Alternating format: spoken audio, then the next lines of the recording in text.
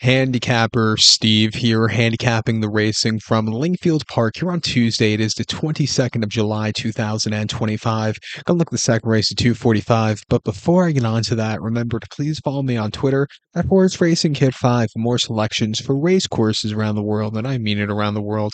Let's look at the second race at 2:45, which is the Bet Right Bangers and Cash Novices Chase. Novices Stakes. It's a class for novice race going for a $13,000 purse. Race for novice 3-year-olds and upwards. Field of 8 horses going about 2,400 meters or about a mile and a half on the turf course. I'm going to take the number 4 horse here, Captain Robert, as the top selection.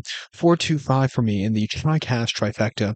425 TriCast trifecta. Top selection of 4 horse, Captain Robert. 3-year-old colt by Indian Haven. James Fanshaw trains. Daniel Muscat gets the mount. The horse's most recent outing came at Foss last on the 30th of June, yielding around a mile and a quarter in a Class 5 maidens race. And he finished third by 13 lengths that day, and he was just towards the back of the pack, and he couldn't catch the two in front, who were much better horses and just really freaked that day.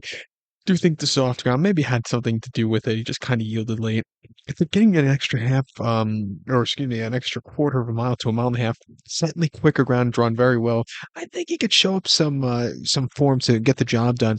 Also, it was his first start since as a 3-year-old. Probably need the race. His only start as a 2-year-old came on debut the 12th of December at Chelmsford, a mile and a quarter in a Class 4 novice race, where he finished fourth by 5 lengths that day. And again, he sat back early. He moved very so slightly late, but he needs something more. Like I said, I think he needs the race for the experience, and I think he needed the mile and a half. He's finally going to get the mile and a half today.